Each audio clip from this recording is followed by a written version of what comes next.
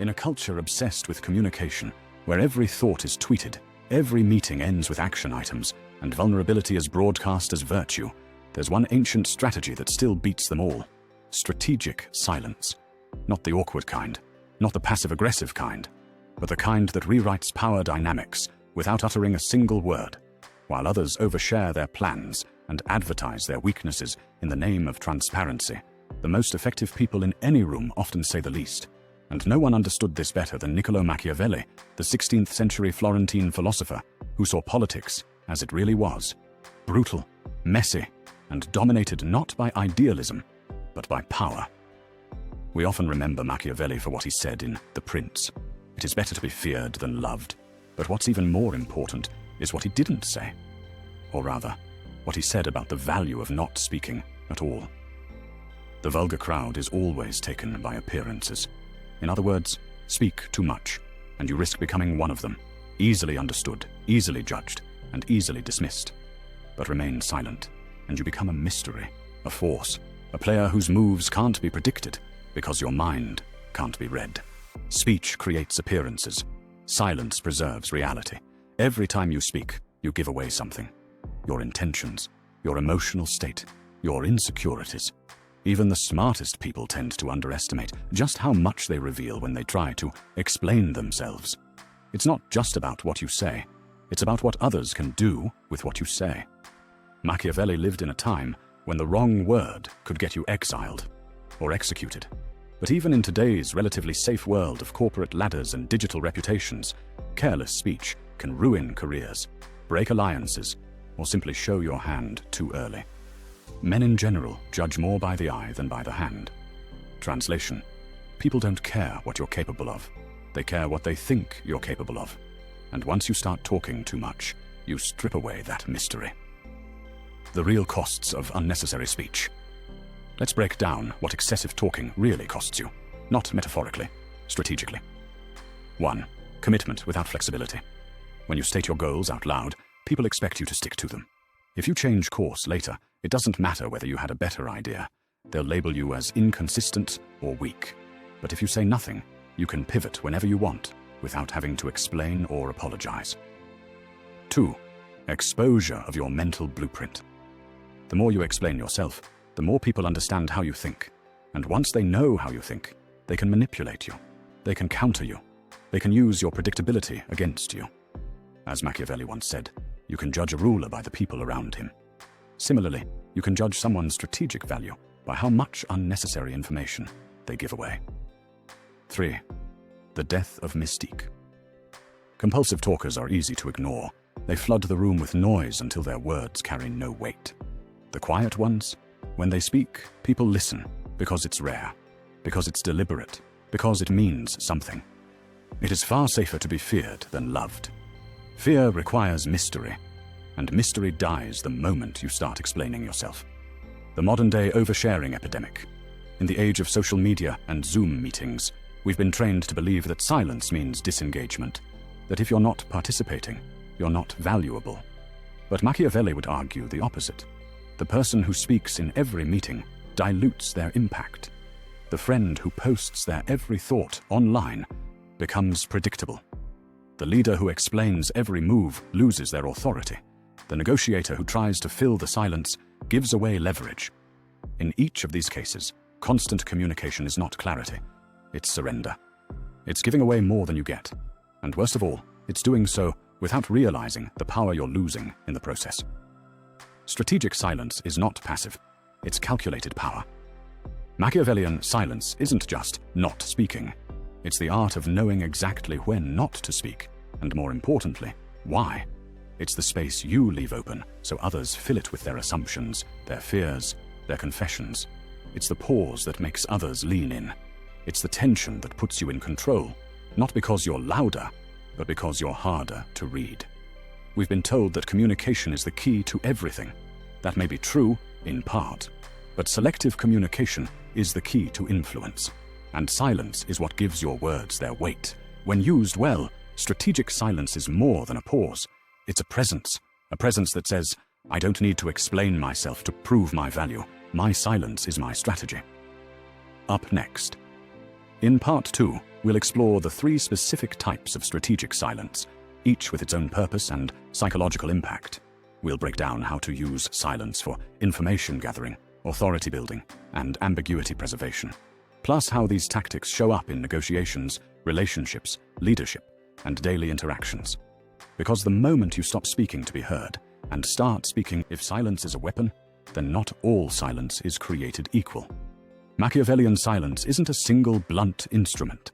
It's a multi-bladed tool, each edge designed for a different situation, each sharper the longer it's unsheathed. Niccolò Machiavelli never said "say less" in so many words, but his actions and his philosophy reveal a truth we rarely hear today. What you don't say can be more powerful than anything you do. Let's break down the 3 types of strategic silence, how they work, why they work, and how they quietly dominate everything from negotiations and leadership to personal relationships and modern media dynamics. 1. Information gathering silence, the power of letting others reveal themselves. The wise man does at once what the fool does finally. Machiavelli. In the modern world, where everyone races to be the first to comment, post, react, or argue, the person who stays silent seems slow. But in truth, they're often the most dangerous. Information-gathering silence is the strategy of listening first, always, of letting others expose their strategies, desires, fears, and weaknesses, while you say nothing. Think about it. In a negotiation, the person who speaks first is almost always the one who gives up the most. In an argument, the person who defends first often exposes their insecurities. In a job interview, the candidate who fills every silence is seen as nervous, while the one who pauses and listens projects calm control. This kind of silence creates asymmetric intelligence. You know what they're thinking. They don't know what you're thinking. That's leverage. In relationships, the same rule applies. The one who talks less, but listens closely, understands more. They read the subtext. They catch the contradictions. They know when words are honest and when they're masks. Meanwhile, the talker often leaves their emotional map wide open. Silence here isn't absence, it's a mirror, one that shows people who they are, without showing them who you are. 2. Authority-building silence. Say less, mean more. Machiavelli wrote that a prince must imitate both the lion and the fox. The lion has strength, the fox has cunning. Strategic silence is pure fox. It lets you win without roaring. Here's the key. People assign more authority to those who speak less, but speak with precision. Think of the CEO who enters a room, says 10 words and leaves, yet everyone rewrites their strategy based on those 10 words. Now contrast that with the junior manager who talks endlessly, explains every detail, justifies every decision, and gets ignored. It's not about intelligence, it's about perception, and perception is power. It is better to be feared than loved, if you cannot be both. Fear isn't about being scary, it's about maintaining distance, and distance is created by not revealing everything. When you speak only when it matters, people assume every word has weight. Your approval becomes valuable. Your silence becomes meaningful, and your presence commands respect. In practice, this means, as a leader, speak to big issues. Let small things resolve without you. In criticism, only respond when it serves your authority, not when it satisfies your ego. In public, let your actions speak louder than your posts, your sound bites, or your authenticity. Humans are wired to fill in gaps. If you leave just enough mystery, others will project greatness onto you. And the truth is, perceived greatness gets more results than explained competence. 3. Ambiguity-preserving silence. The freedom of not being fully known. This is the most dangerous type of silence, and the most strategic. Since it is difficult to unite them in one person, it is safer to be feared than loved when one of the two must be lacking. Machiavelli understood that contradiction is part of leadership. Sometimes you need to appear strong to one group and compassionate to another. Sometimes you need flexibility without appearing indecisive. Sometimes you need to win support without making promises. This is where ambiguity-preserving silence comes in. It works like this. You say just enough for people to draw conclusions, but not so much that they all draw the same conclusion. You keep yourself interpretable, adaptable, and deniable, all at once. Politicians master this. One speech, 10 audiences, 10 interpretations, and they win all 10. In negotiations, this silence means you never reveal your walkaway point. You let them assume you're flexible until you're not. In conflict, it means you never name your full emotional state. You leave just enough room for the other person to wonder, are they calm? Are they disappointed? Are they done? That uncertainty creates control. Ambiguity isn't deception, it's protection. It keeps your options open while others box themselves in. It maintains your freedom when others are trapped by their own words. And in a world addicted to over-clarifying and over-explaining, that kind of freedom is rare and incredibly powerful. Why all three types work in a hyper-visible world, strategic silence isn't passive. It's not about withdrawing, it's about withholding, selectively, intentionally, and powerfully. Each type of silence serves a specific purpose. Information-gathering silence creates leverage.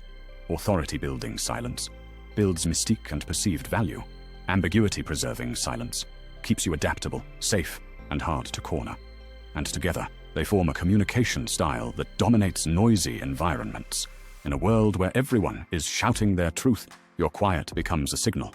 Not of weakness, but of control. You stop needing to be heard just to exist. You speak when it matters. You hold your tongue when it serves you. And people start to pay attention to everything you don't say. Coming up next, in part 3, we'll uncover the psychological impact of silence, how it not only influences perception, but reshapes power dynamics in every type of relationship. From interviews to arguments, business to dating, we'll explore why silence makes people project, confess, follow, and obey. You don't have to talk to take control. You just have to know when to stop. Power is projected through confidence, charisma, clever words, strong arguments. But what if the real power isn't projected at all? What if it sits quietly, saying nothing, watching everything? Machiavellian silence isn't just a tactical strategy, it's a psychological force. It alters the emotional dynamics of any room it enters, and it works not because you say something clever, but because you say nothing at all. 1. Silence forces projection, and people always reveal themselves. The human brain hates a void. When we encounter silence, especially from someone we expect to speak, our minds start scrambling to fill in the blanks. And in that scramble, we reveal something crucial: ourselves. We start projecting our assumptions, our fears, our hopes, our guilt. And the silent person? They sit there, collecting emotional intelligence without lifting a finger. Imagine this. A negotiator lays out their terms. You stay silent. They flinch, backtrack, sweeten the offer, because they assume your silence means rejection. A friend opens up emotionally. You respond with silence. Not coldness, just space. They continue talking, revealing more than they planned. A critic insults you publicly. You say nothing.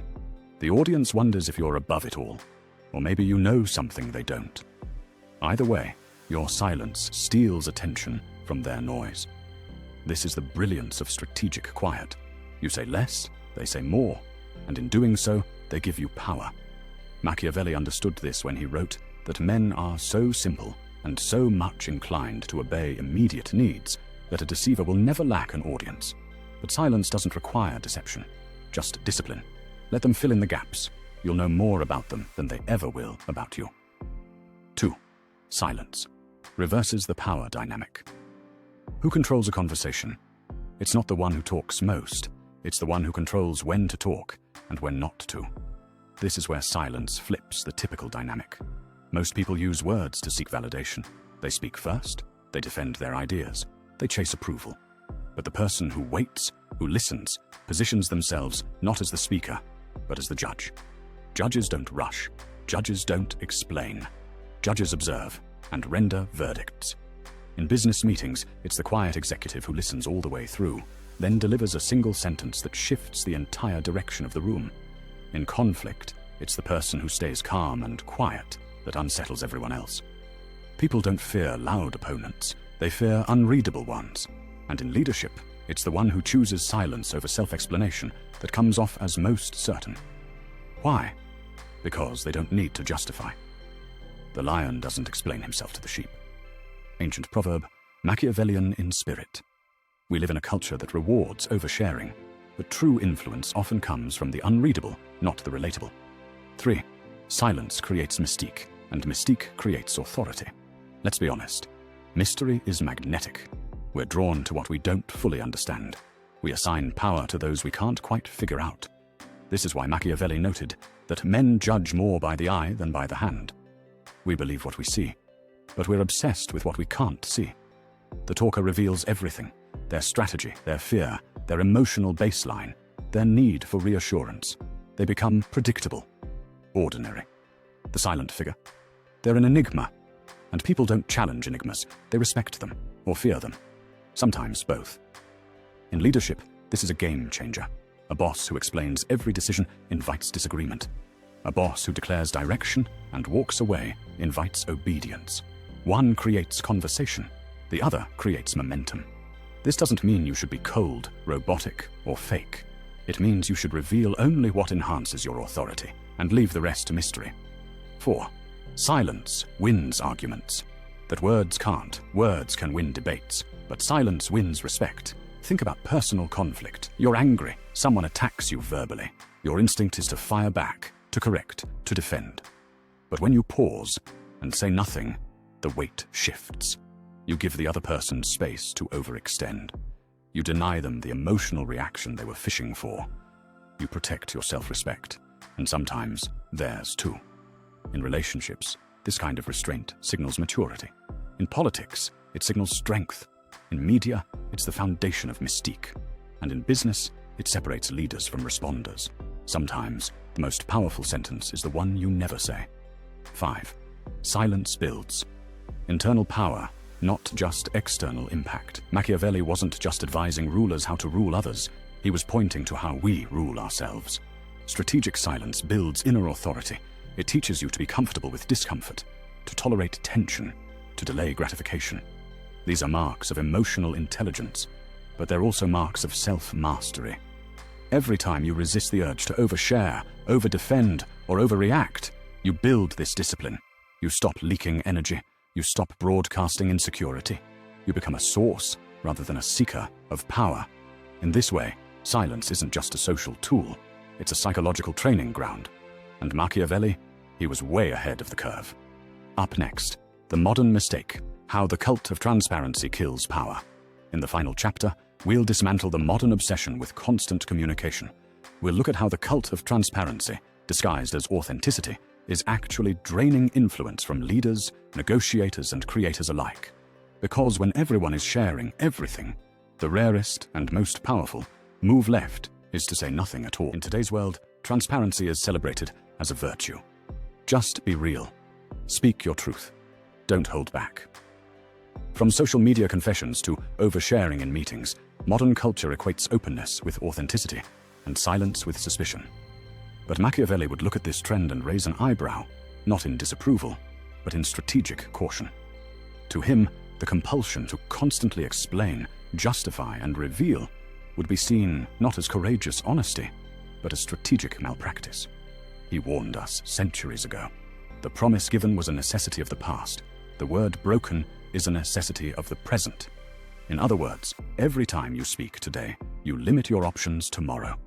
Every declaration is a door closed. Every admission, a tool handed to someone else. Modern transparency, with all its good intentions, often becomes a trap, one that makes people predictable, manipulable, and ordinary. And in a world where influence is rare and power is fragile, predictability is dangerous. The illusion of strength through openness. We're told to be transparent at work, in relationships, on platforms, because transparency builds trust, and it can. But too often, what people call honesty is really just impulsive disclosure, a desperate need to be seen, validated, or liked. Oversharing feels powerful in the moment. It gives you a rush, a sense of connection. But what it really does is collapse the mystique that once protected your influence. You become known, mapped, decoded. You stop being a presence and start being a personality. In contrast, the strategic communicator chooses which part of the truth to share, when to share it, and how much room to leave for interpretation. Not to deceive, but to lead. Machiavelli wouldn't call that dishonesty. He'd call it discipline.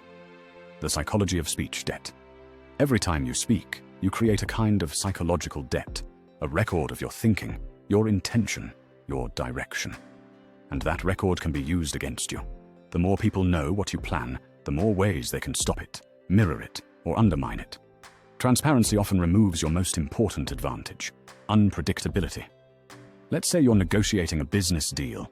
You openly admit your walkaway price, your bottom line, your internal pressures. What do you think the other side will do? They won't reward your honesty. They'll anchor their strategy around your vulnerability. Now imagine you remain quiet. You ask more than you answer.